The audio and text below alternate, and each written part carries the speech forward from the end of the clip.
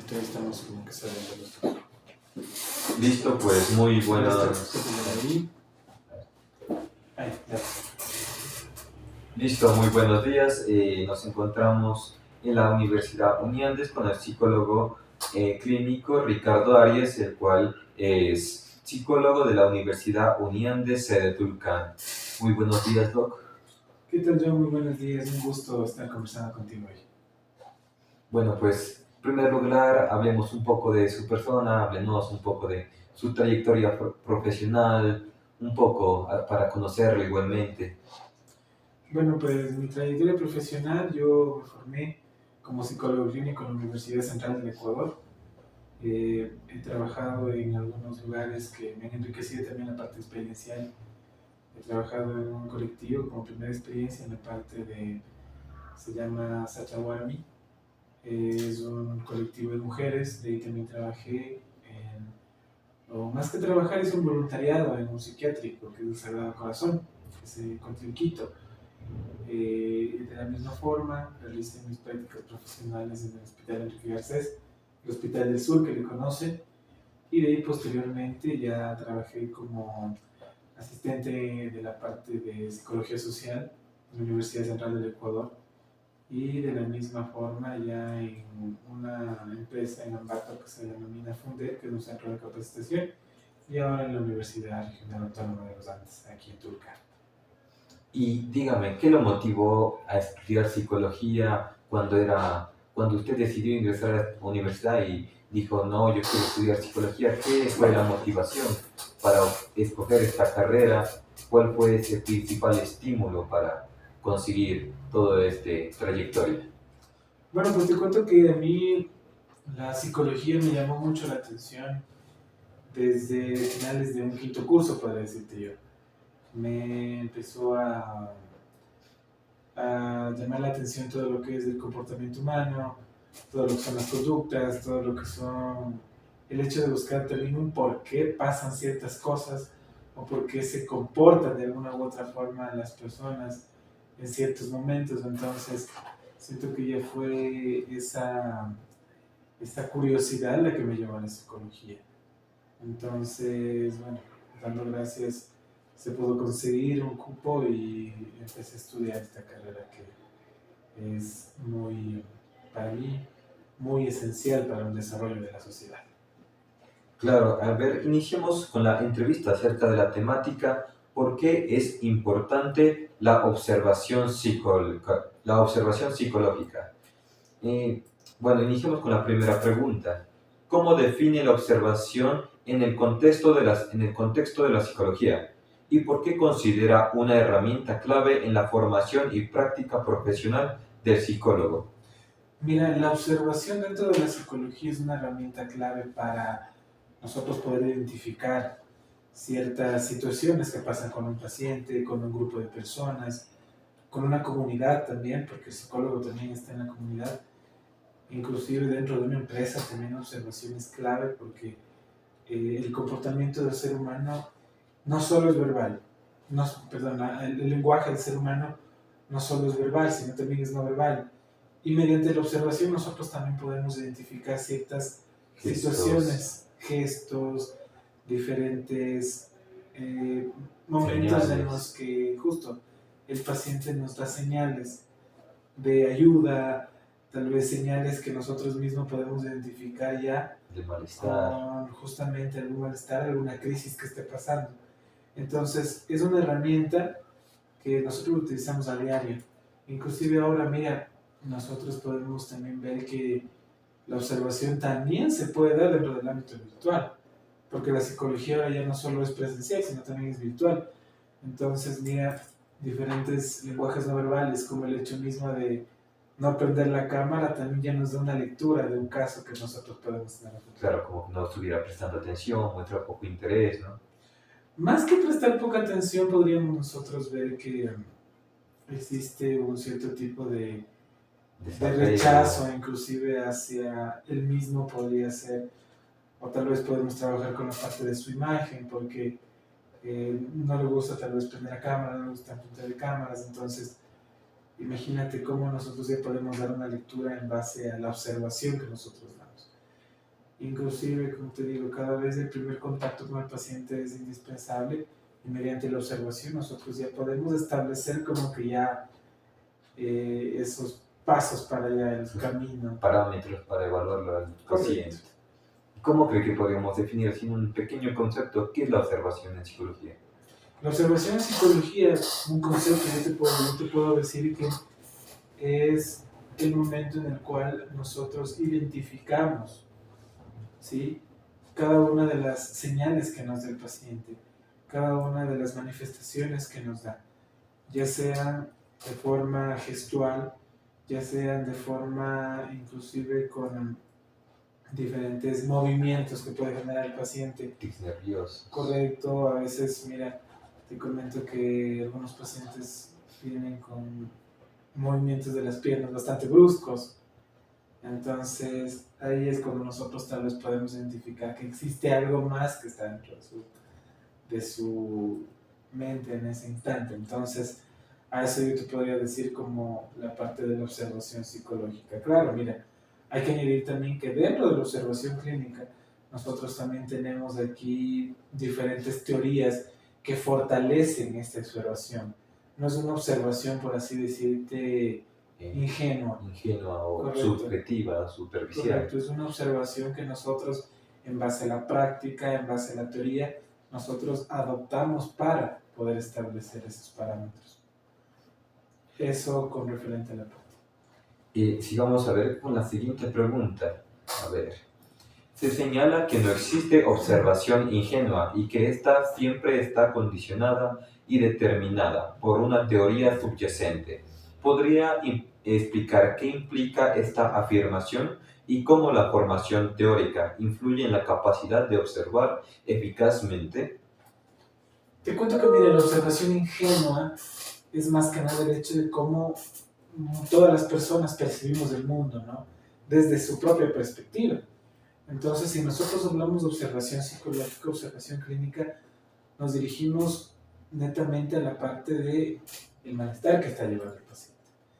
Entonces, ¿qué es lo que hace que esta observación tenga? Primero, la teoría, dentro de la parte de cómo nosotros observamos, inclusive muchos teóricos que hacen muchas evaluaciones. Dentro de años podemos hablar dentro de uno de los padres de la psicología, que es Freud, que él empezó con esta parte de la observación, ¿no?, con la observación, y cada psicólogo, inclusive en la parte de Wundt, por ejemplo, que creó el primer laboratorio psicológico, él también utilizaba esta observación. No la observación ingenua, sino ya la observación científica, para poder ver cómo los comportamientos pueden modificar también el ser humano. Claro, por ejemplo, en el conductismo, ¿no? Correcto. Claramente observamos cómo se cambia la conducta de una persona con cierto tipo de patrones, ese tipo de situaciones, podríamos aplicarlo. Yo digo, mira, la observación es algo que netamente nos ayuda a nosotros, en nuestra ciencia, en la psicología, a poder ver ese desarrollo que ha dado también, ¿no? Y como te dije, desde Wundt, hablamos de Pavlov, ¿sí?, con el experimento que tiene, la parte de las nuevas generaciones que ahora inclusive ahora hay, la parte de la tercera generación que estamos hablando ahora, pues la observación ha sido netamente algo que te permite llegar hacia algo en especial. En nuestro caso, llegar al bienestar del paciente. Claro, y estaba evolucionando, ya que anteriormente la observación era acorde a su época. Actualmente, en especial lo que es la adolescencia, los niños podemos, mayor es la observación, ya que anteriormente no había estas mismas situaciones de lo que hay. Ahora simplemente incluso con la forma de vestir del adolescente podemos decidir induir que es una afectación o que alguna problemática está dentro de él, podría ser. Mira, tal vez la parte de la forma de vestir siento que es una expresión más cultural, a cómo uno percibe la pertenencia en algún punto, ¿no? Y creo que eso vemos muchísimo en la adolescencia, más que nada porque el hecho de decirte, como estamos en ese periodo de desarrollo de nuestra corteza prefrontal, que es la parte de las decisiones, hace que nosotros querramos pertenecer a, ¿sí? Entonces, por esa misma razón, ahí vienen los gustos, las situaciones, las modas, y el hecho de también sentirse perteneciente a algo, ¿no? en esta parte de lo que te menciono, de cómo podemos observar de un adolescente y cómo cambian las generaciones, es algo muy chévere lo que tú has dicho, porque la psicología va en constante evolución, como todas las ciencias. No vamos a nosotros utilizar una observación tal vez de que de los años 1920 Ahora que al las redes sociales, ¿no? 2025, que ahora mira, El y para boom. mí no es muy lejos, de los 90, de los 2000, ahora 2025, que tenemos muchas más situaciones. Es una observación que tenemos que nosotros también actualizarla diario. No solo dejarla en la parte de, no, solo por tal situación se puede ver si existe algo. Porque ahora inclusive hasta las redes sociales también son como algo en donde el adolescente, las Se futuras dirige, generaciones, tiene patrones, como correcto, que observa y replica a veces. ajá, y ahí es donde ya plasma también ciertas situaciones que hay que observarlas. Más que nada ciertas pistas que nos dan, sino que hay que actualizarnos más que nada, no solo mantenernos en la parte del pasado, de que tal vez antes era esto, porque no, ahora la evolución está prácticamente ya dentro de nuestro medio psicológico. Eso yo. Como tercera pregunta tenemos, ¿cuál es la función principal del observador dentro de un equipo terapéutico, especialmente en el contexto de grupos? ¿Y cómo se utiliza el registro escrito resultante de su labor? Bueno, mira, siento que una característica que tiene que tener el psicólogo es la parte del observador. No puedo decirte que no hay personas que son mucho más observadoras que otras, ¿no? Déjame decirte que me he topado con colegas que se fijan muchísimo en muy pequeños detalles que en realidad, como te Pueden digo, la pasar palabra es pequeño imperceptibles. y inclusive pueden pasar desapercibidos a nuestra vista, a la vista de todos. Sin embargo, esa pequeña situación nos permite también a nosotros generar Analizar el un gran paciente. cambio, analizar mucho más a fondo, poder inclusive generar hasta un report que puede nosotros fortalecer esa relación terapéutica, ¿no? Entonces, mira, el mismo hecho de labor del observador dentro de un equipo terapéutico nos permite eso, nos permite identificar cosas más puntuales para nosotros poder orientar mucho más del trabajo y para poder orientar nuestro plan terapéutico ya más específico. Es como que estemos construyendo nosotros una calle para llegar a un camino. Nosotros vamos construyendo, poniendo paso a paso cada adoquín, podríamos decir, para poder nosotros caminar bien. Entonces, esa observación nos permite también como que llegar a esta parte. Y eso te digo, mira, es en la parte también no verbal, pero también en la parte verbal. Porque cada pequeña cosa que nos dicen, como te digo, y recalco en esta palabra, pequeña cosa, puede generar un gran cambio después en base a las observaciones y a la atención que le pongamos. Claro, por ejemplo, el cambio del tono, a veces si uno nota nervioso, podría incluso ya dar señales de observación que aportarían al registro que posteriormente lo plantea el psicólogo como observador. Y aparte del testimonio, mira que es muy importante. Inclusive los gestos que nosotros como seres humanos tenemos en base a la evolución, sí han seguido como que llegando a consolidar tanto que los seres humanos ya lo estudien, ya pueden identificar cuando existen diferentes emociones, cuando existe tristeza, cuando existe tal vez mucho molestia, cuando uno está mintiendo. Entonces ahí el ser humano también ya, y la psicología también digo yo en este caso, ha ido desarrollando tanto para nosotros poder no leer mentes como dicen, ¿no? Sino descifrar también el comportamiento humano. Y explicar el mismo también. Correcto, en base a la teoría. La siguiente pregunta. La observación se describe como una experiencia clave en la formación profesional. ¿Qué elementos específicos o aspectos de esta experiencia contribuyen a la comprensión del padecimiento humano y al desarrollo de espacios mentales en el futuro profesional? Mira, la palabra que tú mencionaste en la pregunta es necesaria, la parte experiencial. Siento que un psicólogo cuando empieza recién a salir a su ejercicio profesional, llega nuevito. Inclusive, mira, te cuento una pequeña anécdota. Yo pude tener contacto con mi primer paciente, por así decir, que fue una evaluación, cuando yo estuve en cuarto semestre, quinto también. Entonces, ahí es donde uno tal vez quiere fusionar la teoría que está dentro de ahí, que te dice, mira, hay que hacer esto, atención plena, la parte del encuadre también para ver cómo reacciona, inclusive desde la misma llamada telefónica haces la observación. Entonces, eh, cómo tú te das cuenta de eso es en base a la parte de la experiencia. Porque no te voy a decir, a ver, en algunos momentos sí se pasan algunas cosas. Y esas son las cosas que te permiten también aprender para que en el futuro tú te fijes mucho más y observes más a las cosas que te dice, que hace, que expresa el paciente. Y de esa misma forma, la observación se convierte como este tipo de herramientas. Primero, la parte de lo que es la escucha activa. ¿Sí? Justamente cuando tú llegas dentro de terapia, lo que tiene que existir es ese espacio en el que el paciente es el centro de. Y se siente escuchado, Correcto. comprendido. ¿Sí? Yo pongo aquí algo también, que también fortalece la parte del rapport. En mi caso, es el hecho de decir que este es un espacio libre de juzgarme. Y eso hago en el encuadre, que es de la primera parte del ejercicio terapéutico, ¿no? Yo hago un encuadre y en ese momento lo que pasa es que ya generas ese vínculo de rapport con la persona, con el consultante, ya que empiezas a decir que este es un espacio seguro, este es un lugar en donde no se juzga.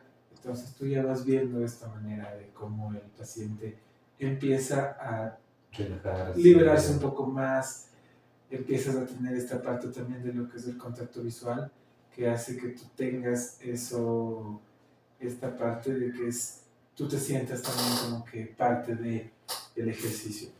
Yo siento que el ejercicio terapéutico, estoy muy seguro de que es una película donde el protagonista es el paciente.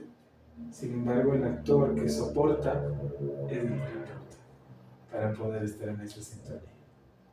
Podemos concluir que en esta pregunta que simplemente la práctica hace el maestro y que simplemente no hay que solo regirse a la teoría, sino también esa teoría irla evolucionando, ya que, como usted dice, no todos los pacientes son los mismos, de pronto alguno lo que hizo con el anterior no le sirvió, entonces uno va adquiriendo esa experiencia y esa capacidad de detectar esas pequeñas anomalías y en qué parte de esa teoría puede ser aplicada en tal persona, cuál puede ser útil, cuál no.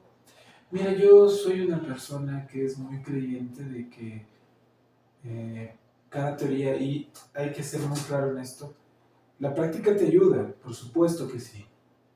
Sin embargo, la teoría fortalece también. No hay que dejar aparte la teoría, ¿no? Porque sin teoría nosotros es como que estemos con un mapa y no sepamos a dónde ir porque no están marcadas las líneas ni ninguna situación. Entonces, solo vemos la forma. Pero con la teoría empezamos a ver cómo se empiezan a trazar tal vez las líneas de guía para nosotros poder ir a un lado. Entonces, la teoría va de la mano con la práctica para nosotros poder identificar estas situaciones. Eso en este caso, John, de la parte. Y la conclusión, sí, experiencia y por supuesto de mano con la teoría. Que tengamos nosotros ahí muchos. Y de la misma forma que no nos cerremos en una teoría única. Porque mira, nosotros como psicólogos tenemos muchos modelos, ¿no? La parte del mismo psicoanálisis, la misma parte del conductismo, ahora la parte del humanismo, la parte del existencialismo, la misma tercera generación que está viniendo ahora. Entonces, son muchos tipos de observaciones que en realidad podemos seguir integrando para nosotros tener una mejor visualización. En la quinta pregunta tenemos, desde diversas perspectivas teóricas mencionadas, como la de Freud, Sternberg o Picton, Riviere, se valora la observación. ¿Podría detallar cómo estas aproximaciones conceptualizan el papel del observador y la relevancia de la observación en sus respectivos enfoques clínicos?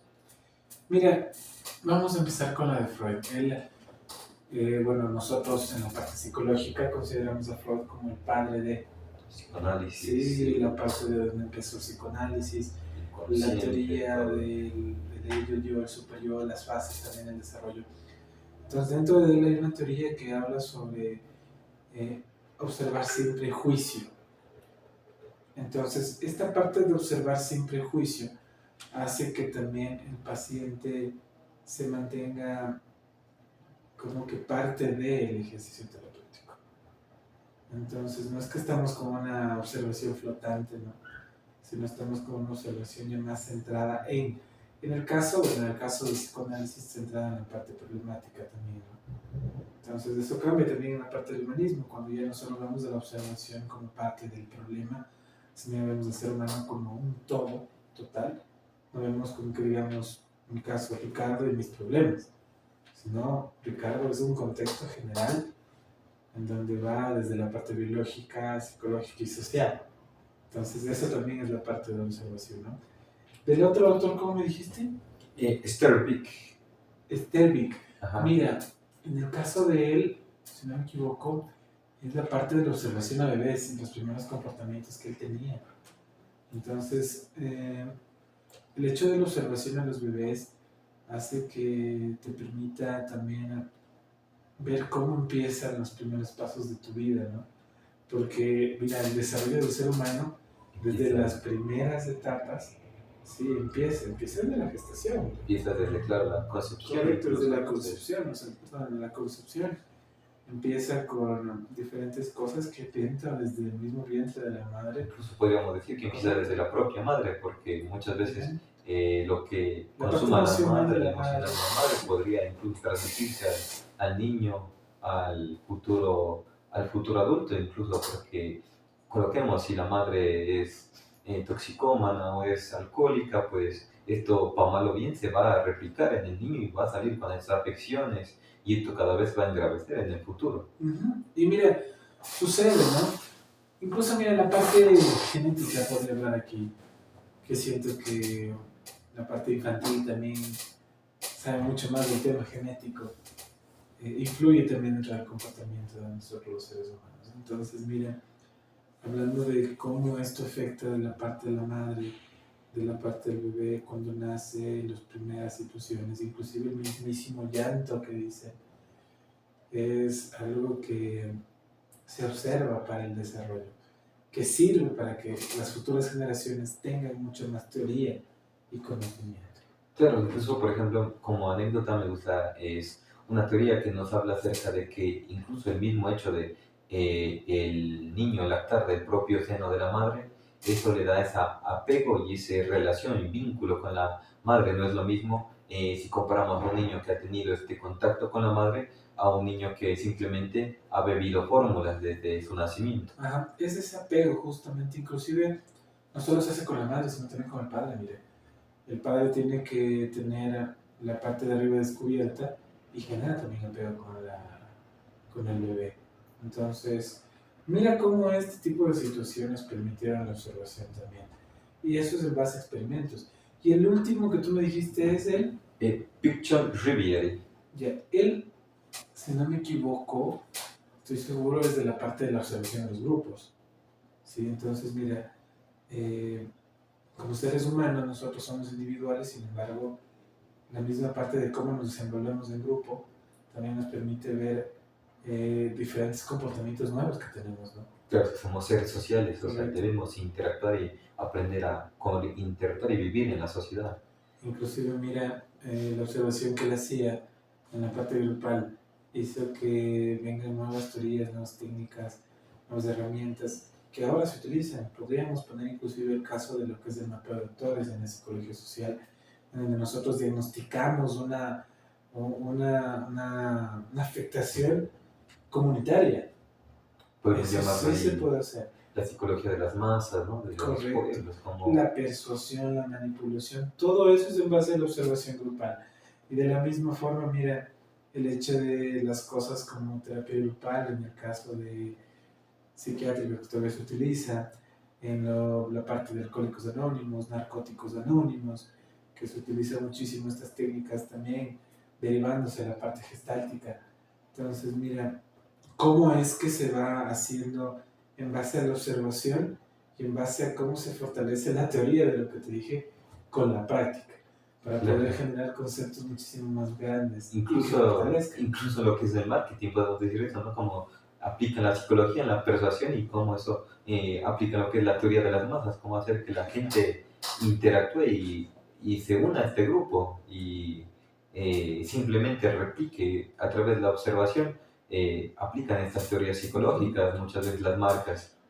Mira, te cuento que en la parte de lo que es el estudio de mercados, de lo que es el marketing, yo tenía una profesora que la verdad yo le consideraba una erudita a ella en esto. Ella nos comentaba datos referente a la parte de un establecimiento comercial, por ejemplo. La observación la hace, el terreno, el lugar, y mira cómo también va en esta parte del marketing, ¿no? Claro, Le hacen una observación al terreno, al lugar, al espacio, el comportamiento de la gente, y se realiza un estudio del mercado en donde, si más bajos del nivel educativo, social, es más fácil. es más factible que haya más consumo. Entonces, mira, me acuerdo que en ese tiempo habían abierto un nuevo centro comercial en el sector de Carapungo, en el norte de Quito. Entonces, iba a ser uno de los centros comerciales más grandes a nivel nacional y se convirtió también en uno de los más exitosos. Pero el detrás de ese centro comercial no eran las tiendas que tenía, No la, era el sector y la población a la que estaba dirigido. Claro, aquí por ejemplo podemos ver en nuestra ciudad, en Tulcán, aquí una interacción en las personas son amantes al café, podemos decir, que aquí siempre toman la mañana, incluso algunos para almorzar, otros en su café de tarde o para merendar. Entonces, la gente, por ejemplo, en las cafeterías, las más famosas, ellas analizan este tipo de cosas, analizan el sector, se dan cuenta que la gente es muy fanática de este tipo de producto, entonces ellos lo adecuan el lugar. Ellos muchas veces no te venden ese producto, sino la sensación del producto, ya que, por ejemplo, si podemos colocar un café en una cafetería y el café que puedes comprar en la tienda puede ser el mismo, pero la sensación que te da el tomarlo en esa cafetería donde esté todo arreglado, ambientado, donde todo tú puedas llegar a tener una observación, una paz, esa es la clave, dicen ahí muchas veces, para este ganancial en la que es el cuestión de mercados, marketing. Justo, y mira, si hablas del tema del café, siento que es lo que hace Starbucks a nivel mundial, que no te vende el café como tal, porque Sino la la si marca. te tomas un café en Yes. Starbucks es como un café cualquiera. Como el que lo vas a la tienda y lo mezclas. Y lo mezclas con leche, lo mezclas con agua. Y te da lo mismo. Pero mira, la experiencia que te brinda Starbucks. Auditiva, la parte de que se conecta con todos tus sentidos desde el estudio, que te permite a ti también ver cómo se genera una experiencia. Como Más esa no dopamina. venta, ¿no? Justo, y secretas de ese tipo de hormonas. Entonces, mira cómo va fusionándose la observación con la psicología. Como te dije al principio, sin observación, siento que no habría ciencia. Y hablo a nivel general. Eso sí es cierto. La siguiente pregunta. Se menciona que la observación está determinada tanto por la situación como por la interpretación subjetiva y las intenciones de los agentes, y que la emergencia de aspectos transferenciales y contratransferenciales puede actuar como obstáculo e instrumento. ¿Cómo se manejan estos aspectos subjetivos para lograr una observación más objetiva y útil? Mira, es que si hablamos de la parte objetiva, vamos a hablar de la parte neutra. Y ahí viene la parte de la transferencia, ¿no? O sea, cómo nosotros reaccionamos a diferentes situaciones en las que el paciente nos expresa algo. Entonces, ahí viene la transferencia conjuntamente con la parte terapéutica, donde también nosotros generamos el rapport. Y eso nos ayuda a nosotros a que esa relación se fortalezca.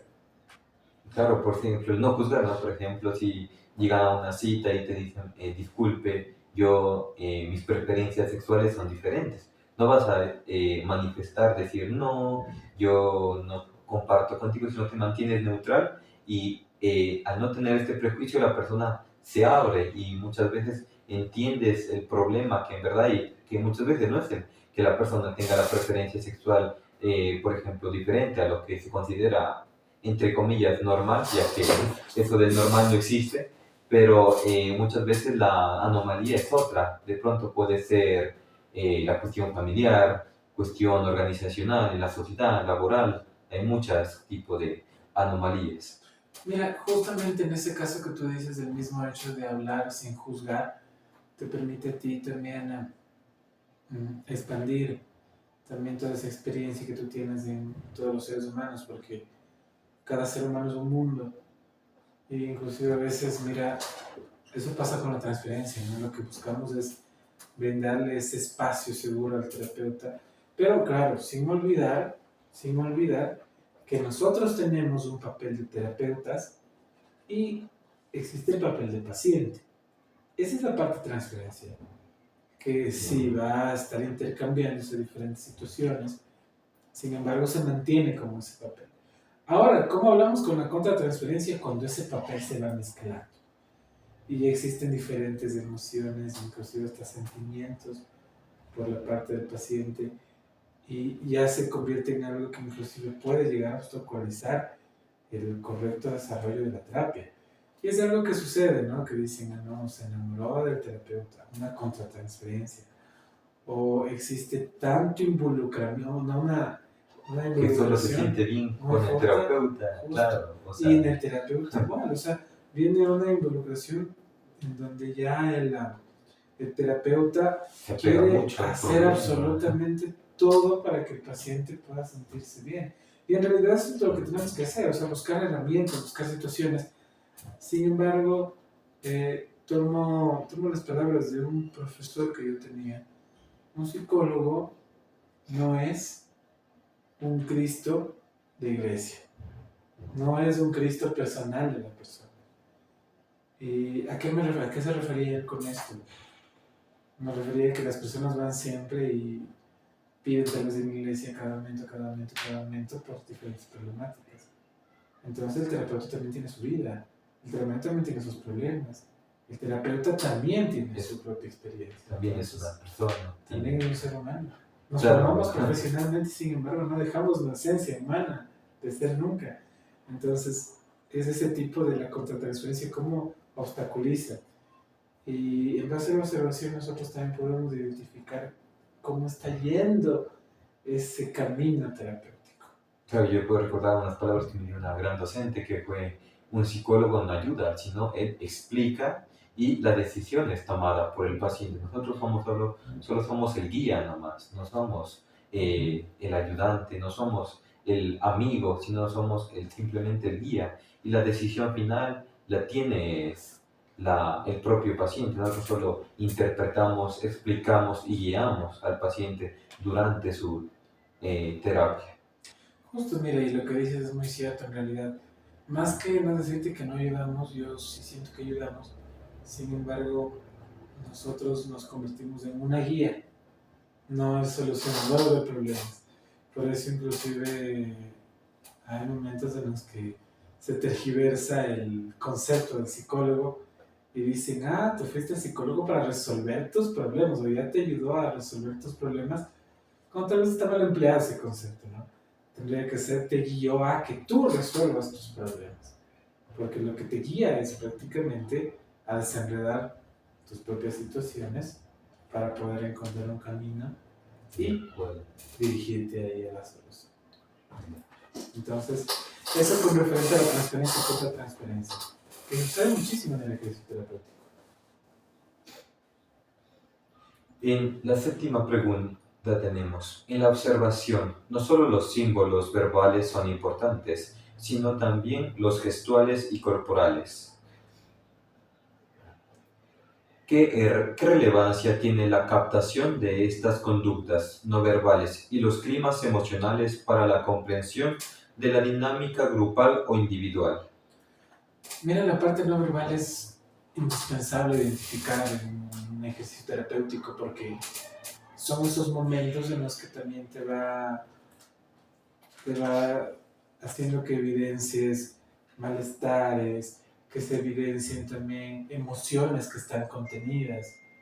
Y es algo muy interesante, mira, dentro de consulta han llegado personas que justamente cuando cuentan algo súper fuerte, traumático para su vida, para su desarrollo, se ve cómo empiezan a cristalizarse sus ojos.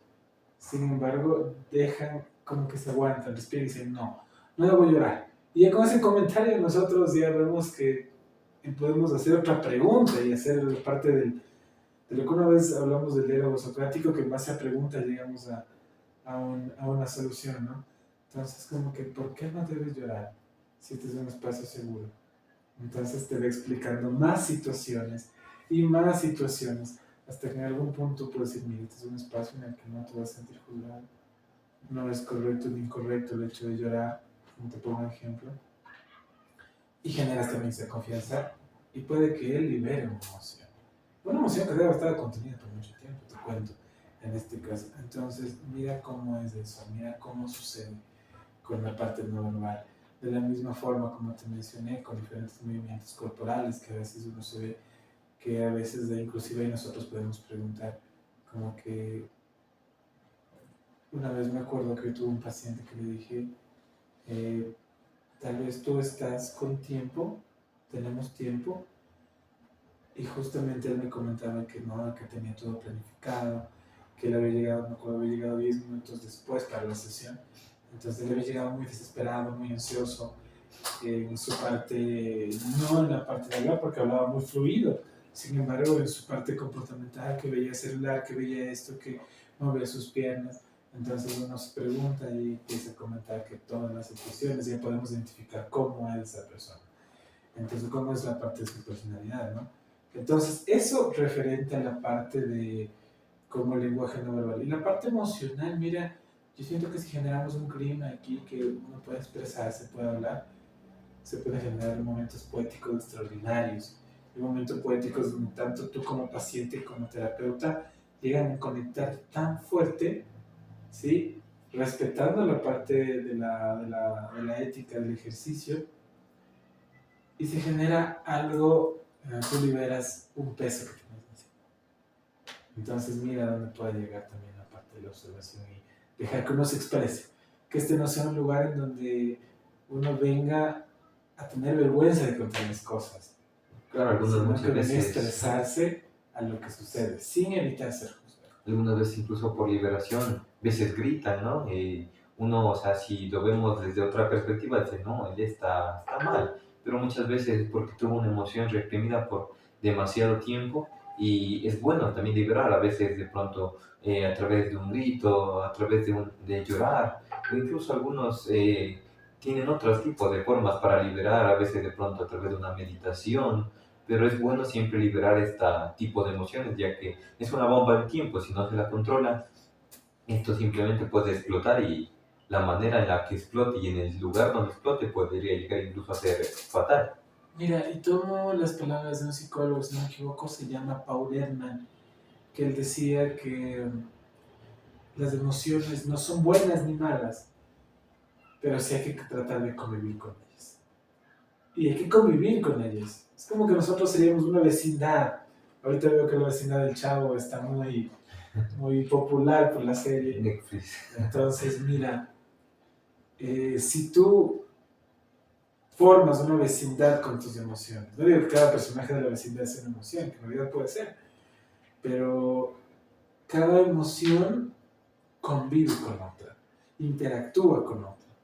Y en realidad la ira sí va a venir tal vez a meterle los límites al Don Ramón, que puede ser tal vez el hecho de la tristeza, ¿no? Entonces, mira cómo es interacción, pero todo claro, en ese ejemplo el Chavo es la felicidad o esa inocencia, a pesar de las dificultades, esa expectativa de que uno puede hacer bien las cosas, ¿no? Yo, por ejemplo, en el ejemplo que usted nos coloca, el niño es pobre, todo, pero a pesar de eso es feliz, entonces uno puede experimentar este aspecto. Otro, por ejemplo, donde la señora Florinda se llama, ¿no? Doña Florinda, por ejemplo, ya, no sé, es en cambio arrogante, entonces son emociones que uno puede ir identificando incluso en estas cosas. Claro, mira, cada situación, yo tenía una docente que ella siempre ponía fragmentos de películas, fragmentos de series, en donde nos tomaban los exámenes de personalidad, la cual la verdad estimo bastante. Ella nos enseñaba a ver este tipo de cosas. Y bueno, te pongo un ejemplo justamente cómo tiene que ser la convivencia de las emociones. Claro que no con golpes, ¿no? Pero en realidad las emociones se conviven con uno mismo. Y como última pregunta tenemos, se destaca que el rol del observador no es un derecho de piso, sino un piso para su formación. ¿Qué significa esta distinción y cómo la abstinencia y la neutralidad del observador, a pesar de su no participación verbal, potencian su capacidad de aprendizaje y su aporte al equipo? Mira, en este caso yo podría decirte que la parte del derecho de piso es en base a cómo uno se forma, cómo uno ha llegado a formarse como profesional de la salud mental, en donde la observación también está, como te diría, está anclada a una, una experiencia, nuevamente lo repito, que ya ha sido certificada. Entonces, ahí es como que también evitamos el hecho de la observación ingenua. No es algo de suerte, es algo de práctica también con formación académica. Entonces, justamente eso es lo que permite, y mira, el mismo hecho nosotros de ser neutrales nos permite poder tener soluciones más efectivas. La neutralidad en realidad no está viendo ni el es bueno ni el es malo, te permite llegar a situaciones en donde tú ves no a juzgar, sino ves a un ser humano que necesita ayuda. Eso permite el observador. Observar pequeñas cosas, grandes cosas, diferentes situaciones, te permite también que conectes más con el paciente, que él se siente escuchado y que sobre todo tú puedas hacer las situaciones necesarias, con herramientas necesarias, no dando diagnósticos que son equivocados o no utilizando técnicas que tal vez no sean las más idóneas para un caso, te permite también esta parte de la naturalidad y la observación.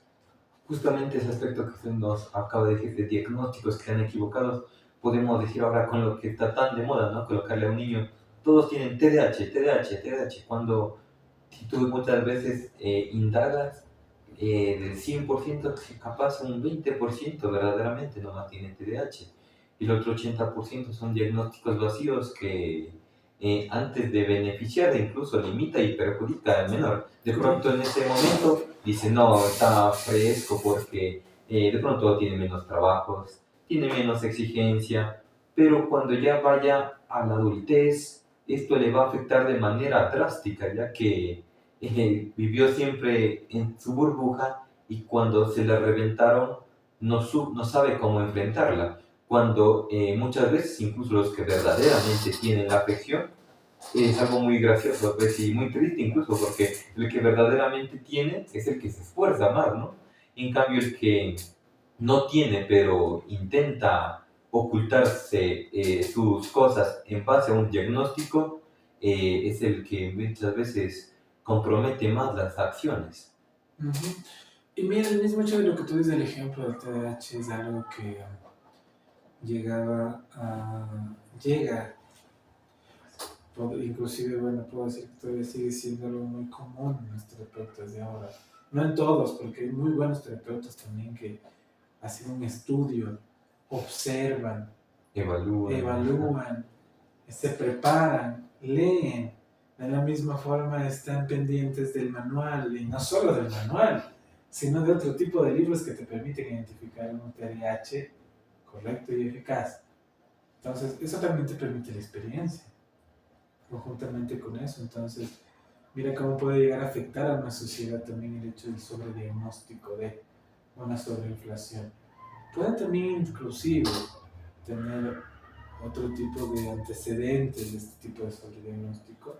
Pero como te digo, mira, mientras nosotros sigamos a tener una formación integral, lleguemos a ser también éticos con nuestro código deontológico, nos va a permitir a desarrollar la salud mental a niveles en donde no te diría que no hay fallas, no hay errores tampoco, porque la ciencia también a veces se comporta con el ensayo y error.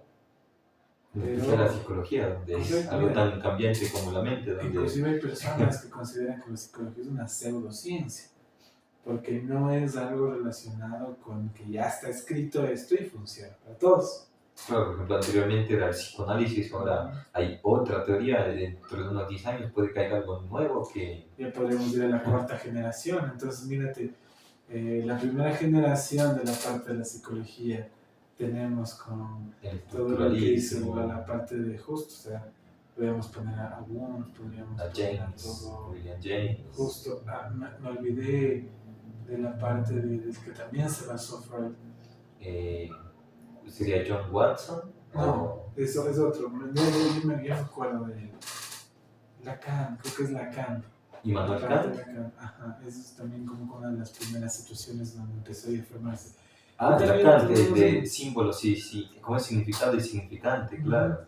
Inclusive de la misma forma podríamos hablar de que estas teorías, a pesar de que ya han pasado mucho tiempo, podrían tal vez integrarse en ciertos conceptos, pero ya no del todo. Porque bueno, hablamos de una generación inclusive que ahora los conceptos de psicoanálisis serían un poco ofensivos también para la parte actual que nosotros tenemos, como el hecho de que se dice la envidia del falo, o diferentes situaciones que se hablan. Ahorita no podríamos hablar como tan fresco como anteriormente la teoría sexual, ¿no? Correcto. De Freud, que con los conceptos que algunas veces pueden llegar a ser un poco crudos, actualmente con la llamada generación de cristal podrían simplemente quebrarse, ¿no? Porque son muchas veces conceptos muy crudos, lo que es la etapa oral, la etapa anal, entonces muchas veces dicen, no, me estás insultando, me estás hablando, cuando es así de manera científica, pero muchas veces este aspecto como que escandaliza a la gente. Y mira, siento que eso de la etapa de cristal es algo que yo siempre lo menciono, porque yo también me considero como parte de esa etapa. Como que yo me considero de la generación que fue transitoria de la etapa, porque para mí la década del 2010 al 2000, o sea, de la década del 2000, la transición de los 2010, fue un cambio fuerte, porque ya empezamos a ver incomodidad, porque veíamos lo que estaba pasando. Claro, las y redes eso es sociales. en base a la globalización que ha tenido la comunicación. Entonces, mira cómo se venía dando cada una de estas cosas, ¿no? Entonces, como te digo, las generaciones cambian, las generaciones continúan. Vuelvo al tema que te dije, a veces consideran que la psicología es una pseudociencia, primero porque se basó también en la filosofía, y segundo porque, como te digo, no es que todo esté escrito y funciona para todos, todo, sino para ciertas personas funciona un modelo, para otros otro, y para otros otro, y para otros otro. Entonces, Y puede que para algunas ninguno incluso. Y tal vez puede ser así, pero mira cómo la psicología también en base a la experiencia se va fortaleciendo. Y eso es lo que nos permite también la observación y el desarrollo de futuras generaciones comprometidas con la salud mental y comprometidas con su formación también.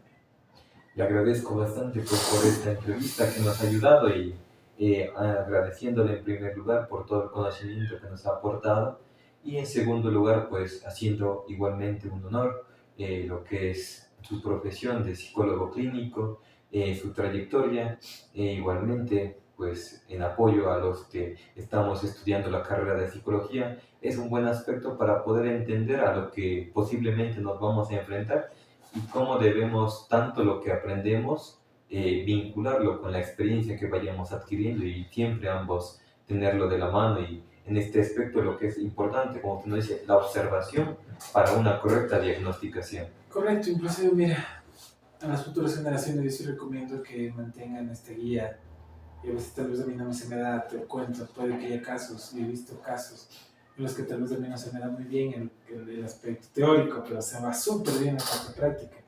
Pero hay otra persona que le va al revés, formar equipos, formar grupos, para que la psicología no solo sea de una sola persona, sino sea un grupo para que también exista como que esta evaluación y esta parte de supervisión en donde los dos se van complementando. Complementar y disminuir las falencias y antes fortalecerlas. Correcto. Eso te permite la parte del ejercicio profesional. Eso, mi Joan, muchísimas gracias a ti también por estar pendiente, ¿no? Listo, muchas gracias. Eso, listo. Te cuento que nos fuimos